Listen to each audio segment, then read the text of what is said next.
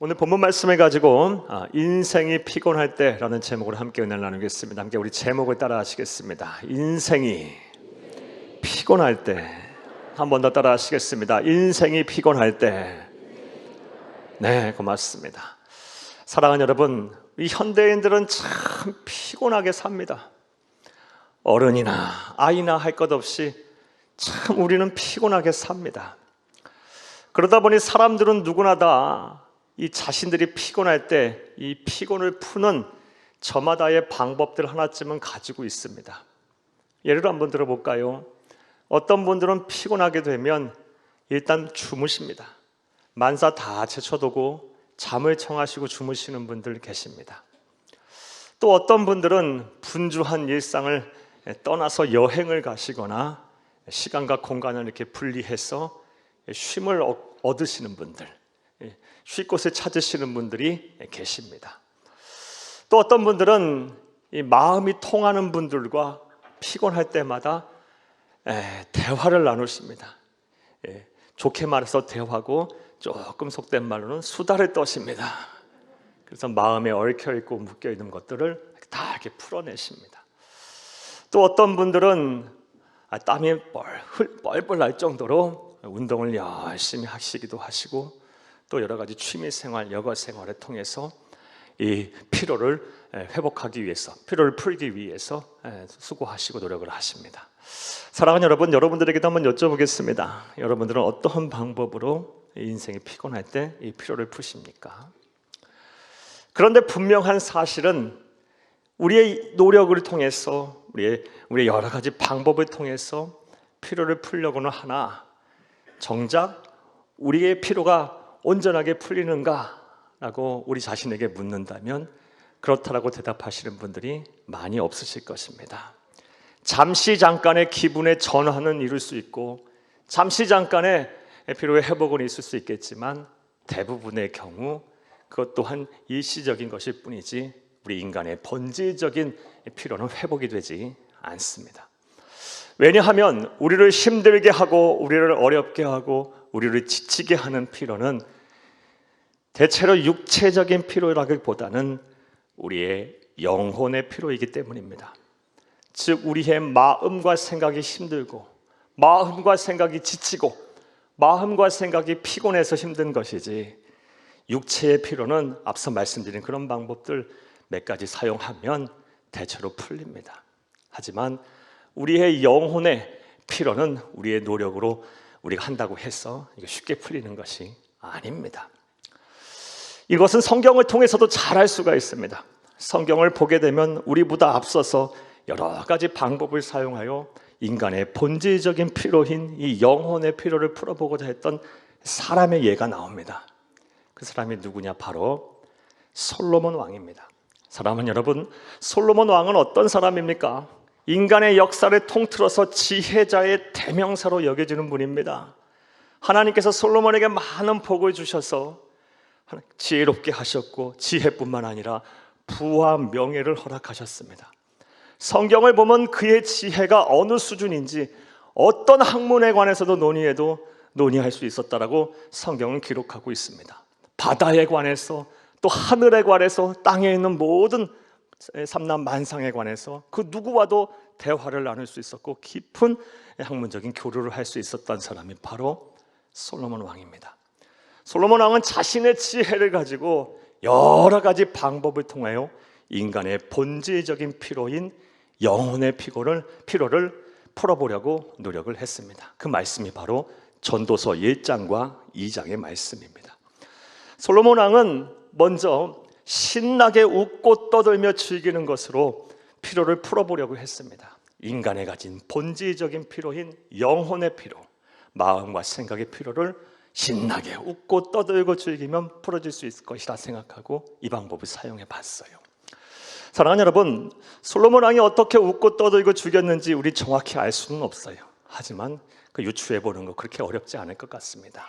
왜냐하면 사람 사는 것은 3000년 전이나 2000년 전이나 1000년 전이나 지금이나 뭐 크게 다르지 않기 때문에 그래요. 인간이 느끼는 희로애락의 감정, 이 감정을 유발하는 이 동기의 요인 또한 다 유사해요. 사랑하는 여러분, 아마도 솔로몬 왕은 웃긴 이야기들을 이렇게 수집할 수도 있었을 것이고 익살스러운 이야기들을 많이 들었을 수도 있을지 모릅니다. 음담패소를 즐겼을지도 모르고 또 유명한 희극 배우를 초청해서 마음껏 웃겨보라고 명령도 한번 해봤을 거예요. 그렇게 신나게 웃고 떠들고 즐겼더니 과연 그의 인간의 본질적인 피로인 마음과 생각의 피로, 영혼의 피로가 풀렸을까요? 그의 고백을 한번 보겠습니다. 전도서 2장 2절을 함께 읽겠습니다. 내가 웃음에 관하여 말하여 이르기를 그것은 미친 것이라 하였고 실하게 대하여 이르기를 이것이 무슨 소용이 있는가 하였노라. 솔로몬은 웃고 떠들고 즐기면서 영혼의 피로, 인간의 본질적인 피로를 풀어보려고 했더니 잠시 잠깐뿐이고 이거 뭐 소용이 없구나, 이건 답이 아니구나 라는 결론에 이르게 됐어요. 그래서 솔로몬은 이번엔 다른 방법으로 인간의 본질적인 피로인 마음과 생각, 영혼의 피로를 풀어보려고 합니다. 그가 사용한 또 다른 방법, 전도서 1장과 2장 말씀에 보게 되면 그것이 무엇이냐? 이번엔 술을 진탕 마시는 거예요. 취할 때까지 마시는 거예요. 오늘 세상 사람들이 주로 사용하는 방법입니다. 현실의 답답한 그 순간을 잊기 위해서, 잠시 잠깐의 그 어려움을 잊기 위해서 세상의 많은 사람들은 술을 마셔요. 사랑하는 여러분, 그런데 그렇게 술을 마신다고 해서 정말 우리의 인생의 본질적인 피로와 마음과 생각의 피로가 회복이 됩니까? 풀립니까? 그 순간 잠깐은 잊을 수 있겠지만 우리의 일상은 변하지 않아요. 그리고 술이 깬 이후에 밀려오는 공허함과 허전함, 그리고 무엇보다 몸과 마음이 망가집니다. 이건 자명한 일이에요. 솔로몬도 그것을 정확하게 알았어요. 이것도 답이 아니구나. 인간의 본질적인 피로, 영혼의 피로는 이것 갖고도 풀 수가 없구나. 그 다음 선택한 방법은 일을 열심히 하는 거였어요. 일 중독에 빠졌어요. 그래서 답답한 현실을 잊고 이 염려와 근심에서 벗어난 삶을 살아보려고 했어요. 성경을 보게 되면 포도원 정원을 아름답게 가꿨고 그리고 위대한 국책 사업을 많이 시행했어요. 자, 그렇게 정신없이 일을 하고 나서 솔로몬은 또 결론에 이르게 됐어요. 일을 다 마친 후에 찾아오는 이 허무함과 허전함, 이 공허함으로 인하여 영혼에 더 극심한 피로를 느끼게 됐어요. 이것도 답이 아니구나. 이것을 통해서도 인간의 근본적인 피로, 영혼의 피로를 풀 수 없구나는 도달하게 됐어요. 전서 2장 말씀해 보면 이제 마지막으로 그가 취한 방법은 뭐냐? 성적인 쾌락에 탐닉하는 거였어요. 그는 후궁이 700명이었고 첩이 300명이었어요. 1000명이나 되는 여인을 거느렸어요. 사랑하는 여러분, 부러우십니까? 뭘 부러울 필요가 뭐가 있어요? 그런 남자에게 무슨 행복이 있겠습니까? 무슨 행복이 있겠어요? 사랑이 없는 성, 그리고 인간적인 만남이 없는 그런 관계는요, 영혼을 피폐하게 만들어요. 불행하게 만들어요. 솔로몬은 이런 성적인 이 쾌락의 탐닉을 통해서도 그 다음과 같은 결론에 이르게 돼요. 그리고 잠언의 말씀에서 다음같이 신앙 고백합니다. 잠언 6장 32, 33절을 함께 읽겠습니다. 여인과 간음하는 자는 무지한 자라. 이것을 행하는 자는 자기의 영혼을 망하게 하며 상함과 능력을 받고 부끄러움을 씻을 수 없게 되나니. 영혼을 망하게 한다 그래요. 성적인 쾌락은요, 그 순간 잠시 잠깐 말초신경의 자극을 통해서 쾌락을 느낄 수 있을지 모르겠지만 영혼을 병들게 해요. 영혼을 상하게 해요. 그러므로 우리 성도들은 가정의 자리를 잘 지켜야 할 것이며 건전한 성윤리 속에 살아야 할 줄로 믿습니다. 남편은 남편으로서, 아내는 아내로서, 자녀는 자녀로서 신의를 지켜야 돼요. 그것이 주의 일이에요. 하나님께서 원하시는 바예요. 가정의 자리 잘 지키고 성적인 이런 도덕적인 죄를 짓지 않는 여러분 다 되기를 간절히 주의 이름으로 축복합니다. 축복합니다. 이처럼 여러 가지 인간적인 방법을 통해서 이 솔로몬 왕은 인간이 가진 본질적인 피로인 영혼의 피로를 풀어보려고 했어요. 그리고 나서 결론에 이르게 됐어요. 그의 결론을 보겠습니다. 전도서 1장 2절을 함께 읽겠습니다. 전도자가 이르되 헛되고 헛되며 헛되고 헛되니 모든 것이 헛되도다. 안 되는구나, 안 되는구나. 그 어떤 방법으로도 인간이 가진 이 본질적인 피로, 내 마음과 생각을 짐들고 지치게 하는 이 염려와 근심들을 내려놓을 수가 없구나. 이거 벗어던질 수 없구나. 평생 동안 이거 나 따라다니는구나. 이 마음의 피로, 영혼의 피로, 생각의 피로, 이거 지워낼 수 없구나. 그 결론에 이르게 됐어요. 이것이 바로 지혜자 솔로몬이 그의 일평생을 걸쳐서 수많은 시행착오 끝에 내린 결론이에요.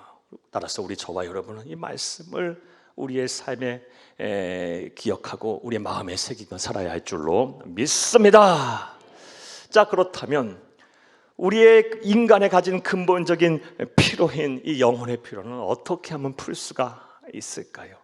참으로 다행스럽게도 하나님께서는 오늘 본문 말씀을 통해서 우리의 그 답을 제시하고 계십니다. 우리에게 처방전을 내려주시고 계십니다. 오늘 본문 30, 31절을 함께 읽겠습니다. 소년이라도 피곤하며 곤비하며 이라도 넘어지며 쓰러지되 오직 여호와를 앙망하는 자는 새 힘을 얻으리니 독수리가 날개 치며 올라감 같을 것이요 다른 박질하여도 곤비하지 아니하겠고 걸어가도 피곤하지 아니하리로다. 아멘. 30, 31절에 피곤하며 곤비하며 넘어지며 쓰러지고, 이 말들은 다 인간이 가진 본질적인 피로를 말해요. 자, 어떻게 하면 이 피로를 풀 수 있다고 말씀하고 계십니까? 31절에 오직 여호와를 앙망하게 되면 새 힘을 얻어서 독수리가 날개 치며 올라감 같을 것이요 다른 박질하여도 곤비지 아니하며 걸어가도 피곤치 아니하리로다. 아멘. 아멘. 아멘. 귀한 말씀이에요. 사랑하는 여러분, 여호와를 앙망하라. 이것이 하나님께서 우리에게 주신 처방전입니다. 너의 영혼의 안식을 얻고 싶으냐? 마음과 생각에서 염려와 근심을 다 내번져버리고 싶으냐? 그러면 여호와를 앙망하라. 이것이 하나님 주신 처방전이에요. 사랑하는 여러분 독수리가 나는 모습을 보셨습니까? 날개쳐 올라가는 모습을 보셨습니까? 사랑하는 여러분, 독수리는 날기 위해서 참새처럼 많은 날개짓을 하지 않아요. 독수리가 날 때는요 높은 절벽에서 기다려요. 뭘 기다려요? 강한 바람이 불어서 상승기류가 형성되는 것을 기다려요. 그리고 상승기류가 다 이렇게 형성이 되면 그 순간에 뛰어내려요. 어떻게 해요? 날개를 활짝 펴고 뛰어내려요. 그럼 그 상승기류에 몸을 맡기게 되면 하늘 높이 그냥 한 번에 솟구쳐 올라요. 그리고 유유자적 이 상승기류에 몸을 맡기고 이것저것을 날아가는 거예요. 그의 날갯짓으로 인해서 하는 것이 아니고 상승기류의 힘으로. 마찬가지예요. 우리가 여호와 하나님을 앙망하게 되면 하나님께서 부르시는 영혼의 상승기류를 타게 돼요. 높은 곳에 올라가서 달려가도 곤비치 아니하고 걸어가도 피곤치 아니하게 돼요. 이런 은혜와 복이 저와 여러분의 복이 되기를 간절히 주의 이름으로 축복합니다. 심지어 오늘 처음 예배 자리에 오셨다 할지라도 하나님에 대한 아는 지식이 없고 신앙에 대한 경험과 체험이 없다 할지라도 나도 이제는 영혼의 쉼을 좀 얻어야 되겠어요. 나도 이제 좀 변화된 삶을 살아야 되겠어요. 나도 좀 살아야 되겠어요 하고 결심하며 여호와를 앙망하게 되면 하나님께서 동일하게 이 은혜를 주실 줄로 믿습니다. 자, 그렇다면 하나님께서 우리에게 주신 이 인생의 피곤할 때 주신 처방전인 여호와를 앙망하라는 것은 어떻게 하라는 것일까요?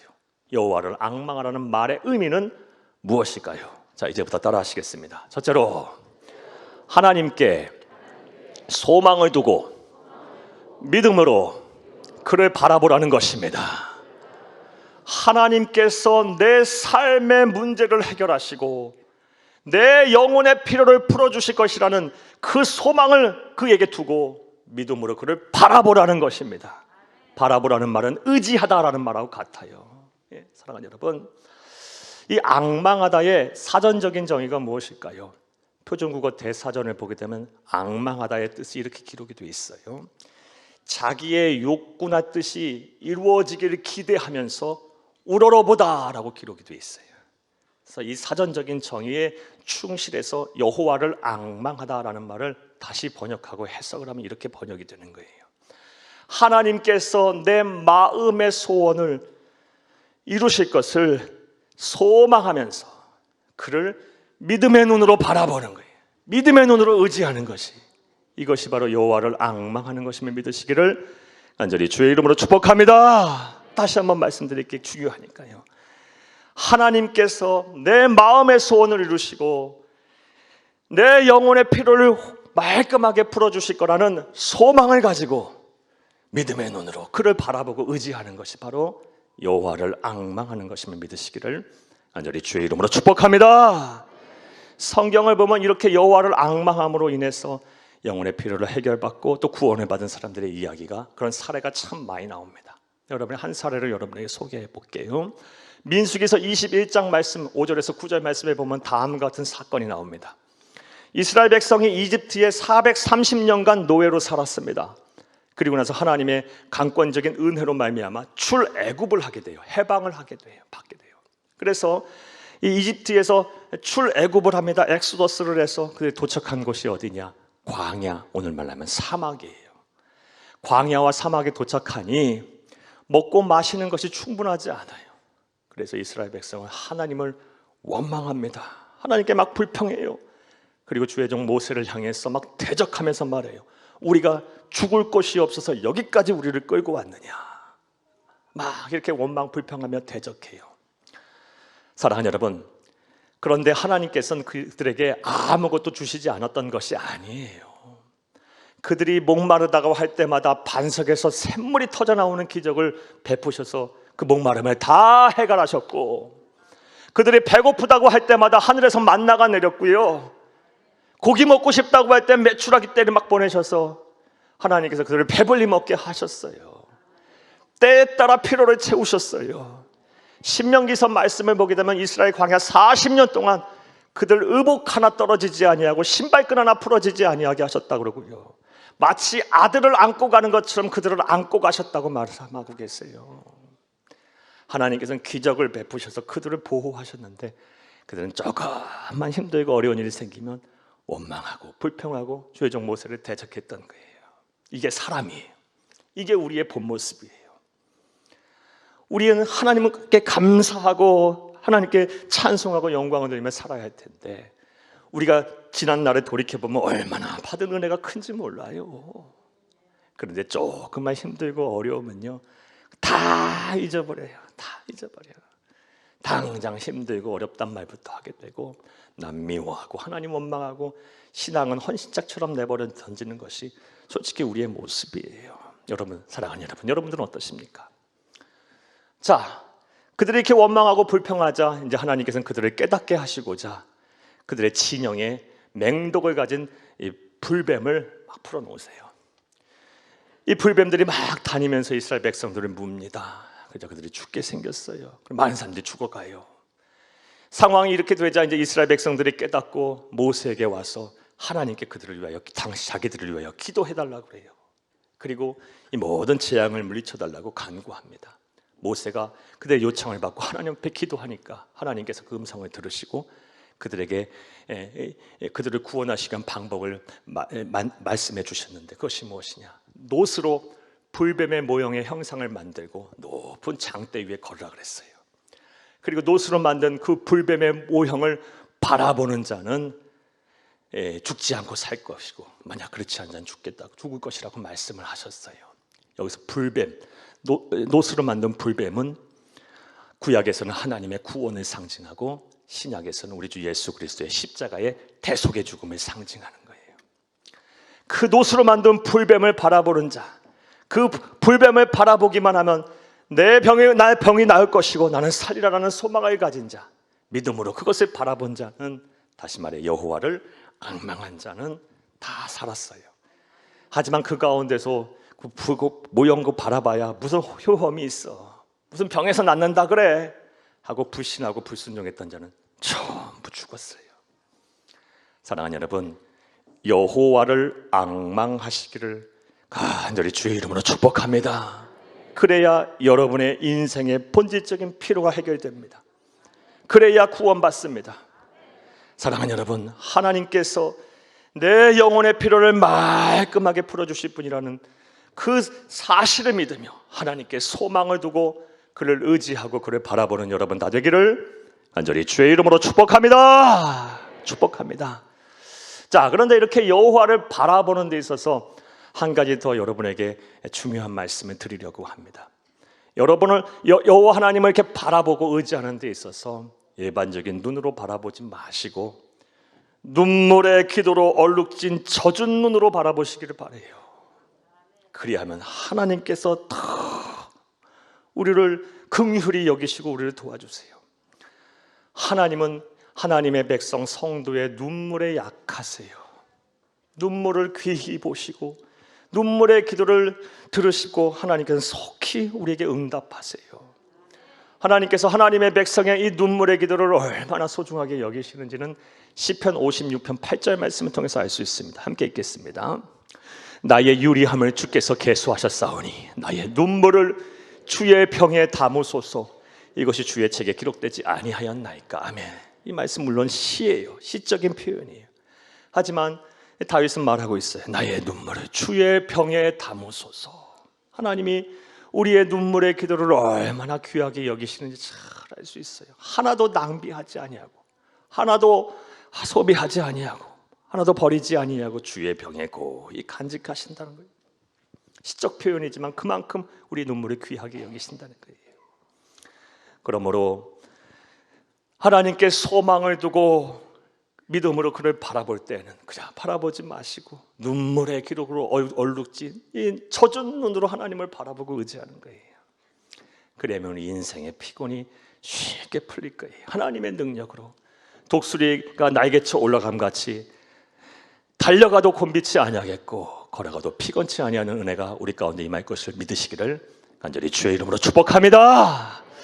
이와 관련해서 죄송하지만 제 얘기 좀 해드릴게요.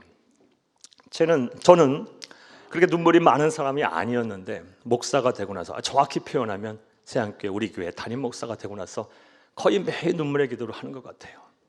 답답해서 속상해서 때로는 사역이 힘들어서 또 제 문제뿐만이 아니라 우리 성도들 때문에 왜 이렇게 아프신 성도도 많고 가정에 문제가 있으신 성도님도 많고 경제적인 어려움을 겪고 또 사건 사고에 휘말려 고통을 받고 자녀들과 후손들의 문제 때문에 힘들어하고 한 번 보게 되면 문제 없으신 성도님들이 없어요.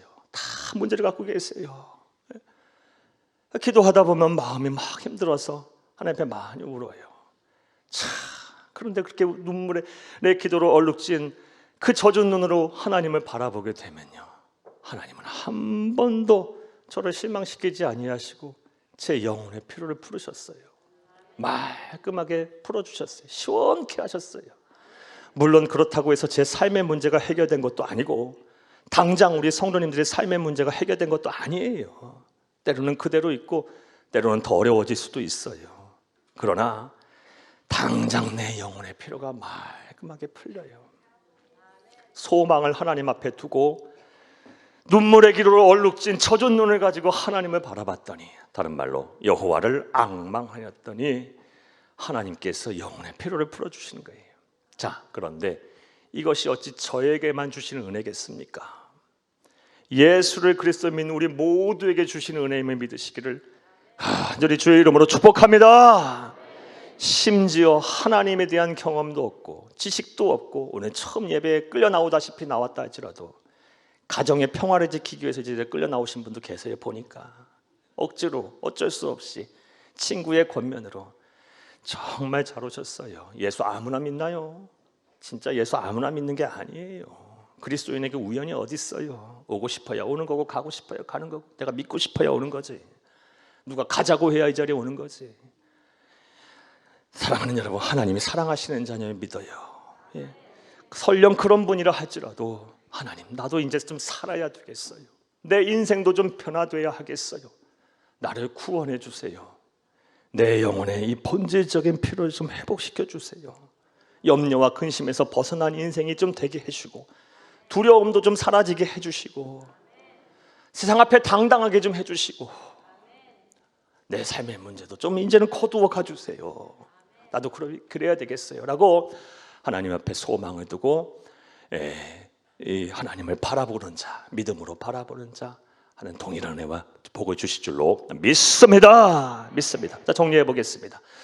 하나님께서 인생의 피로를 회복하기 위해서 우리에게 주신 처방전 무엇입니까? 여호와를 앙망하라라는 것입니다. 그리고 여호와를 앙망하라는 것의 첫 번째 의미는 하나님께 소망을 두고 믿음으로 그를 바라보라, 의지하라라는 것입니다. 또 두 번째로 여호와를 앙망하라는 말의 의미는 무엇일까요? 우리가 어떻게 하라는 것일까요? 따라 하시겠습니다. 둘째로 하나님과 단단히 묶여 하나가 되라는 것입니다. 이게 여호와를 앙망하는 거예요. 하나님과 단단히 묶여서 하나가 되는 것, 이게 여호와를 앙망하는 것입니다. 앙망하다의 히브리어 원어, 우리가 앙망하라로 번역된, 한글로 번역된 이 히브리어 원어는 카와라는 단어입니다. 카와라는 단어의 원초적인 의미는 비틀어서 한데 묶다라는 뜻이에요. 그러니까 우리가 이 실을 꼬거나 아니면 밧줄을 만들 때 어떻게 만들어요? 두 가지 실, 여러 가지 가닥의 실을 계속 비틀고 꼬아서 하나로 만드는 거예요. 그래야 단단하지 않겠어요? 끊어지지 않아요. 그게 바로 카와예요, 카와. 그리고 그것이 바로 앙망하다의 뜻이, 본초적인 뜻이에요. 이런 히브리어 원어를 충실해서 여호와를 앙망하다라는 말을 직역을 하면 하나님과 나와 비틀어서 하나로 꼬아서 단단히 묶다라는 거예요. 그게 바로 여호와를 앙망하는 것이고, 그렇게 되면 어떻게 된다? 내 영혼의 인생의 이 근원적인 피로가 회복이 된다는 거예요. 사랑하는 여러분, 하나님과 비틀어져서 나와 한 몸 단단히 꼬아져서 하나가 되게 되면 하나님과 내가 한 몸이 되는 거예요.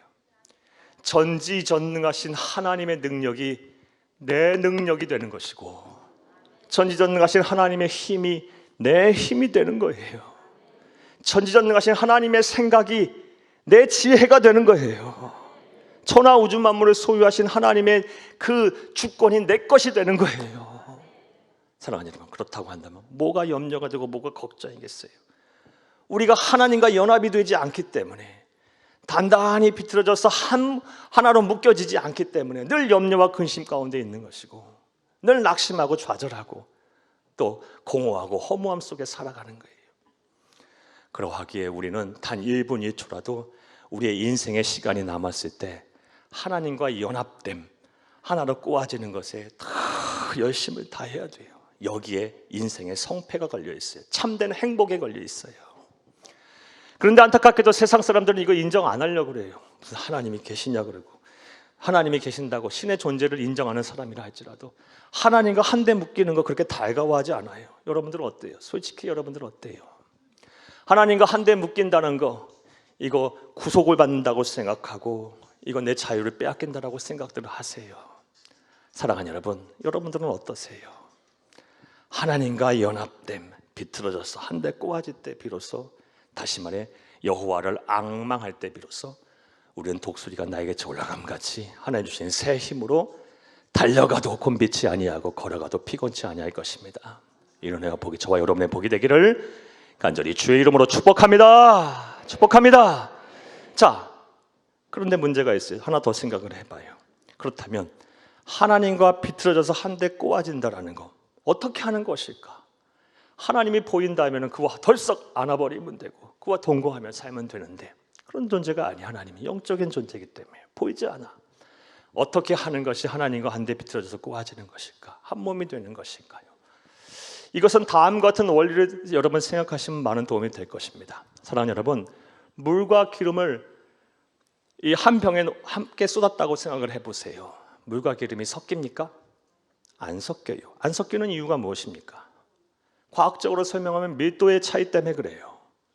물의 밀도가 더 크고 이 기름의 밀도가 더 낮기 때문에 안 섞이는 거예요. 분자 구조가 달라서 안 섞여요. 사랑하는 여러분, 쉽게 말해 성질이 다르기 때문에 안 섞이는 거예요. 따라서 하나님과 우리가 한 몸을 이루려면, 하나로 꼬아지려면 하나님의 성품이 내 성품이 돼야 하고, 내가 하나님을 닮아갈 때, 하나님의 속성이 내 속성이 될 때, 그렇다고 우리가 신은 될 수가 없잖아요. 하나님의 이 성품이 우리의 성품이 되어갈 때 비로소 우리가 하나님과 한 몸이 될 수가 있고 하나로 꼬아질 수가 있는 거예요. 자, 이와 관련한 말씀 하나 보겠어요. 그렇다면 우리가 무엇에 힘써야 할까요? 어떤 모습이 하나님을 닮아가야 할까요? 베드로전서 1장 16절을 함께 읽겠습니다. 기록되었으되 내가 거룩하니 너희도 거룩할지어다 하셨느니라. 이거 하나님 우리에게 주신 말씀이에요. 나는 거룩하다. 내 존재가 그렇다. 그럼 너희도 뭐하라? 거룩하다. 거룩해야 된다. 그리할 때 비로소 우리 하나님과 한 몸을 이룰 수 있는 거예요. 하나님은 죄를 미워하시는 분이십니다. 죄를 멀리 하시는 거룩하신 분이십니다. 그러므로 하나님과의 연합됨, 여호와를 앙망하여 우리 인생의 본질적인 피곤을 해결하기 원하신다면 우리 또한 거룩해져야 돼요. 죄를 미워하고 죄를 멀리해야 하며 무엇보다 내가 지은 죄에 대한 용서를 받아야 돼요. 죄 사함을 받아야 돼요. 죄 사함을 받고 내가 거룩해지는 길은 그리고 다음과 같은 한 가지 방법밖에 없어요. 이 길밖에 없어요. 잘 들으세요. 먼저 내가 죄인임을 인정해야 돼요. 그리고 회개하셔야 합니다. 여기까지 말씀을 드리면 내가 무슨 죄인이야, 무슨 죄를 졌다 그래, 이렇게 생각하시는 분들 계실 거예요.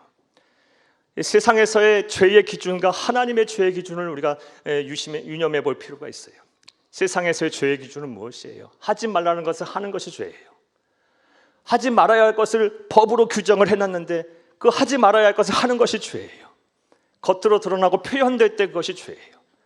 하지만 하나님의 기준으로 볼 땐 이 하지 말아야 될 걸 하는 것은 당연히 죄고 반드시 해야 할 것을 하지 않는 것도 죄예요.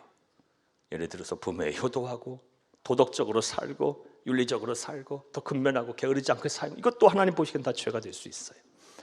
또 말과 행동이 겉으로 드러나는 것이 많이 세상에선 죄라 하지만 하나님의 기준으로 볼 때 마음과 생각으로 지은 죄도 죄라고 하나님 말씀하고 계세요. 무엇보다 성경은 분명히 얘기하고 있어요. 예수를 믿지 않은 죄보다 큰 죄가 없다 그래요. 이런 죄의 기준으로 볼 때 죄인이 아닌 사람이 없는 거예요. 그리고 죄의 결과는 사망이에요. 반드시 심판이 있어요. 죄송하지만 우리의 인생이 오늘 끝날 수도 있고 내일 끝날 수도 있어요. 그리고 우리의 죽음 뒤에는 무서운 심판이 기다리고 있어요. 하나님 앞에 누구나 다 서야 돼요. 그때 이 죄 사함의 확신이 없으신 분들, 죄 용서의 은혜를 받지 못하신 분들, 다른 말로 구원의 은혜, 영생의 기쁨을 누리지 못하신 분들은 무서운 심판을 받고 영원한 지옥 형벌을 받게 될 거예요. 사랑하는 여러분, 먼저 죄인임을 인정하시기를 바랍니다. 그리고 회개하셔요. 예수 그리스도의 보혈의 피로 내 죄가 사하여졌음을 확신하세요. 하나님 앞에 나와 나는 죄인입니다. 나는 죄인입니다. 다시는 이런 죄를 짓지 않겠습니다 하고 결단도 하세요. 의지적으로. 이렇게 죄인임을 고백하고 회개한 이후에는 무엇을 해야 하느냐?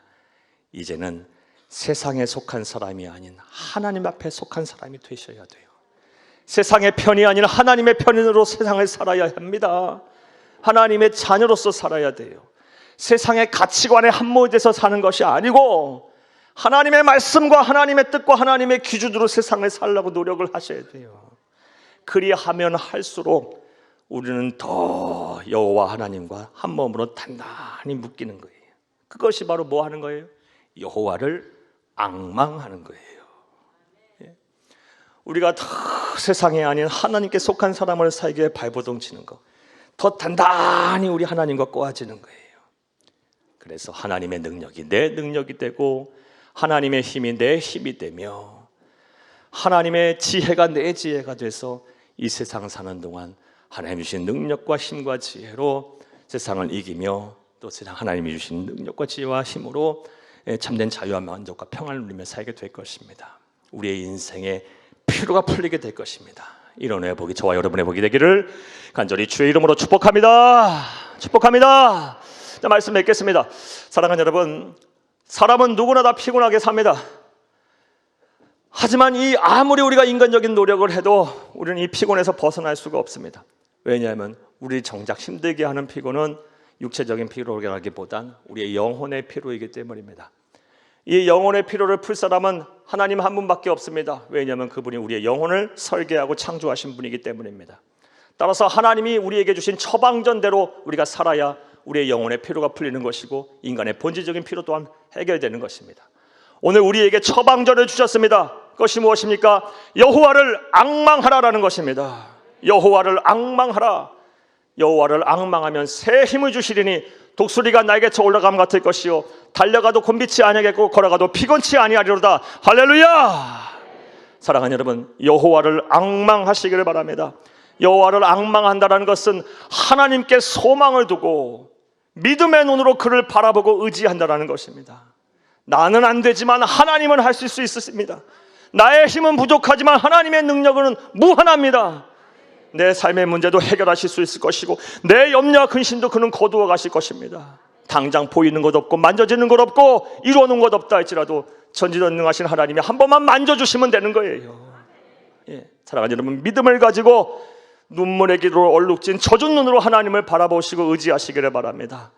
나아가 하나님과 인생 사시는 동안 단단히 묶이시기를 바라요. 죄인임을 고백하고 회개하고 예수를 그리스도 믿은 이후 세상에 속한 자가 되지 말고 하나님의 속한 자가 되고 하나님 편에 서셔서 세상 가치관이 아닌 하나님의 말씀으로 세상을 사는 참된 성도가 되시기를 바랍니다. 이것이 바로 여호와를 앙망하는 것이고 그리할 때 비로소 우리는 참된 행복을 누리게 될 것이며 인생에 가진 근본적인 이 피로가 해결될 것입니다. 영혼의 피로가 말끔하게 사라질 것입니다. 이런 은혜와 복이 저와 여러분의 복이 되고 저와 여러분의 은혜가 되기를 간절히 주의 이름으로 축복합니다. 축복합니다. 축복합니다.